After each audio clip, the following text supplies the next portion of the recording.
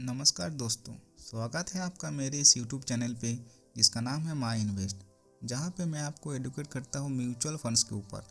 आज का मेरा टॉपिक है कि म्यूचुअल फंड कैसे काम करता है। ये वीडियो पार्ट 2 है, तो अगर आपने पार्ट 1 नहीं देखा तो ज़रूर देख लीजिए, वीडियो का लिंक डिस्क्रिप्शन में है। आज की वीडियो में मैं बात करूँगा म्यूचुअल फंड एग्जैक्टली कैसे काम करता है, इन्वेस्टर का पैसा कैसे इन्वेस्ट होता है, कौन इन्वेस्ट करता है और कहाँ इन्वेस्ट करता है, ये पूरा सिस्टम कैसे काम करता है, पूरा स्टेप बाय स्टेप जानेंगे।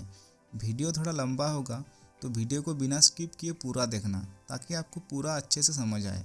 So let's get started.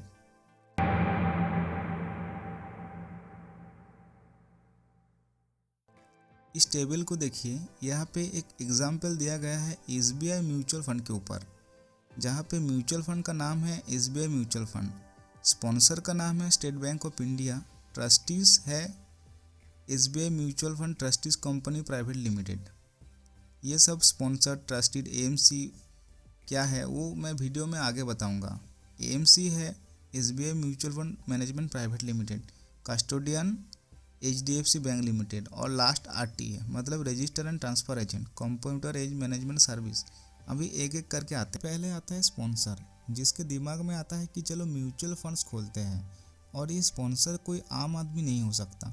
Sponsor का फाइनेंस बैकग्राउंड में कम से कम 5 साल का एक अच्छा बिजनेस रिकॉर्ड होना चाहिए और पॉजिटिव नेटवर्थ होना चाहिए, और वो अभी जिस बिजनेस में है उसके लास्ट 5 साल में से पिछले 3 साल में उसका प्रॉफिट होना चाहिए, सब टैक्स छोड़ के। मतलब एक स्पॉन्सर को एकदम फिट होना पड़ेगा ये सब काम करने के लिए। अभी नेक्स्ट रोल है ट्रस्टीज़ का। ट्रस्टीज़ बेसिकली म्यूचुअल फंड के ट्रांजैक्शन को देखता है ताकि कोई इरेगुलर एक्टिविटीज़ ना हो सके और सब ट्रांजैक्शन सेबी के रूल वाइज हो। कोई भी स्कीम लॉन्च करने से पहले ट्रस्टीज़ की परमिशन लगता है। ट्रस्टीज़ देखता है उस स्कीम की फंड मैनेजर कौन है, कंप्लायंस ऑफिसर कौन है, RNT एजेंट्स कौन है, ऑडिटर्स कौन है, ये सब अगर ठीक है तो ही परमिशन देता है कोई भी स्कीम लॉन्च करने का। अगर ट्रस्टीज़ देखता है कि कोई ट्रांजैक्शन गलत है म्यूचुअल फंड के अंदर, तो ट्रस्टीज़ को सेबी को इन्फॉर्म करना पड़ता है और उसको करेक्शन करना भी ट्रस्टीज़ की जिम्मेदारी है। ट्रस्टीज़ को पीरियडिकली चेक करना पड़ता है कि इन्वेस्टर के कंप्लेंट रिजॉल्व हुआ है कि नहीं। ट्रस्टीज़ को हर 6 महीने में म्यूचुअल फंड का पूरा रिपोर्ट भेजना पड़ता है सेबी को। तो एक बहुत अच्छा सिस्टम बनाया गया है सेबी और एमपी की तरफ से, ताकि म्यूचुअल फंड का हर काम गाइडलाइन में हो, कोई भी इरेगुलर एक्टिविटीज़ ना हो सके। अभी इन ट्रस्टीज़ को स्पॉन्सर सिलेक्ट करता है सेबी की परमिशन लेके। स्पॉन्सर को एटलीस्ट 4 ट्रस्टीज़ अपॉइंट करना पड़ता है। अभी कौन ट्रस्टीज़ हो सकता है इसके ऊपर भी नियम बनाया गया है सेबी की तरफ से। इसके बारे में ज़्यादा नहीं बताऊंगा वरना वीडियो लंबा हो जाएगा। नेक्स्ट आता है AMC, मतलब asset management company. Day to day operation को मैनेज करने के लिए AMC अपॉइंट किया जाता है। AMC को अपॉइंट कर सकता है स्पॉन्सर और ट्रस्टीज़। यहाँ पे भी AMC अपॉइंट करने के लिए सेबी की परमिशन लगता है, और यहाँ पे भी कुछ रूल्स है जिसको फॉलो करके ही AMC बिल्ड किया जाता है। जैसे कि AMC में डायरेक्टर्स को प्रोफेशनल एक्सपीरियंस होना चाहिए फाइनेंस फील्ड में और फाइनेंस रिलेटेड फील्ड में। AMC में कोई भी डायरेक्टर्स हो या उसके नीचे काम करने वाला दोषी ना पाया गया हो इकोनॉमिक ऑफेंस या सिक्योरिटीज लॉज को तोड़ने के लिए। और आगे कोई भी डायरेक्टर्स को अपॉइंट करने के लिए ट्रस्टीज़ की अप्रूवल लगता है। और भी बहुत सारे नियम हैं, जैसे कि कोई भी AMC स्टार्ट करने के लिए मिनिमम 50 करोड़ नेटवर्थ होना चाहिए। AMC में ऑपरेशंस को हैंडल करता है मैनेजिंग डायरेक्टर, एग्जीक्यूटिव डायरेक्टर और चीफ एग्जीक्यूटिव डायरेक्टर, मतलब CEO। और भी बिजनेस हेड है जैसे कि chief investment officer, chief marketing officer, chief operation officer etcetera.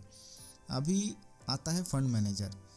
Fund manager AMC में बैठा हुआ एक 5 से 10 साल का एक प्रोफेशनल एक्सपीरियंस्ड फंड मैनेजर होता है। फंड मैनेजर का काम होता है शेयर मार्केट और बॉन्ड मार्केट को रिसर्च करना और शेयर या बॉन्ड को सही टाइम पे खरीदना और बेचना। अभी नेक्स्ट है कस्टोडियन। कस्टोडियन का काम है शेयर या बॉन्ड को संभाल के रखना। फंड मैनेजर जो फंड्स ऑर्डर देते हैं वो कस्टोडियन के पास सुरक्षित रहता है। कस्टोडियन को भी सेबी रजिस्टर होना पड़ता है और इसको भी सेबी के रूल्स फॉलो करना पड़ता है। अभी नेक्स्ट है RTA, मतलब रजिस्टर एंड ट्रांसफ़र एजेंट। इनका काम होता है ऑफलाइन में जो लोग ट्रांजैक्शन करना चाहते हैं वो इनके द्वारा कर सकते हैं। बेसिकली 2 मेन आरटी है, कैम्स एंड कार्वी। इनके ऑफिसेस हर सिटी में है, यहाँ से कोई भी ट्रांजैक्शन कर सकता है। अभी नेक्स्ट है फंड अकाउंटेंट। इनका काम है एनएवी कैलकुलेट करना। इनका काम डेली बेसिक पे होता है। एनएवी मतलब net asset value. Mutual fund की यूनिट की प्राइस कैलकुलेट करता है फंड अकाउंटेंट।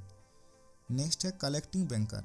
म्यूचुअल फंड की स्कीम में जो भी फंड्स आता है वो इनके अकाउंट में जमा होता है और यहाँ से स्टॉक या फिर बॉन्ड परचेस होता है।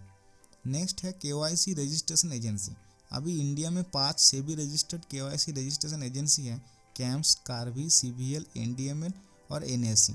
म्यूचुअल फंड में इन्वेस्ट करने के लिए सबको केवाईसी रजिस्ट्रेशन करना पड़ता है, सेबी ने रूल बनाया है। और है पेमेंट एग्रीगेटर, जो ऑनलाइन पेमेंट रिसीव करता है इन्वेस्टर के बैंक अकाउंट से। अभी इस पूरा साइकिल को स्टेप बाय स्टेप समझते हैं। इन्वेस्टर का पैसा कहाँ से कहाँ जाता है।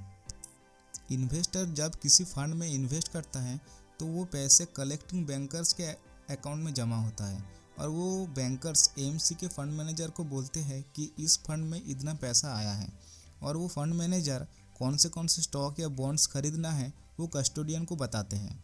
और कस्टोडियन खुद नहीं खरीदता वो शेयर्स, वो किसी ब्रोकर के थ्रू परचेस करवाता है। अगर किसी को भी स्टॉक मार्केट से स्टॉक खरीदना या बेचना है तो वो काम स्टॉक ब्रोकर के थ्रू होता है। इंडिया में बहुत सारे स्टॉक ब्रोकिंग एजेंसी है, जैसे कि जीरोधा, एंजल ब्रोकिंग और भी बहुत सारे।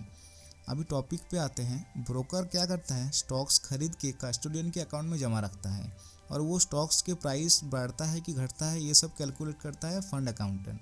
डेली रात 9 बजे के बाद जब शेयर मार्केट बंद होता है ये कैलकुलेट होता है, एक्सेप्ट सैटरडे और संडे। कैलकुलेट हो जाने के बाद इन्वेस्टर को पता चलता है कि इसकी यूनिट की प्राइस कितनी है और ये सारी प्रोसेस सही तरह से चल रहा है कि नहीं ये ट्रस्टीज नज़र रखता है और सेबी को रिपोर्ट्स भेजता है। तो ऐसे काम होता है पूरा सिक्योर तरीके से। तो बस आज की वीडियो में इतना ही। आशा करता हूँ म्यूचुअल फंड का ये पूरा साइकिल आपको समझ आया होगा। अगर कुछ डाउट्स है तो नीचे दिए गए नंबर पर मुझे कॉल कर सकते हैं। अगर आपको ये वीडियो पसंद आए तो लाइक, शेयर और सब्सक्राइब कर देना। मिलते हैं नेक्स्ट वीडियो में।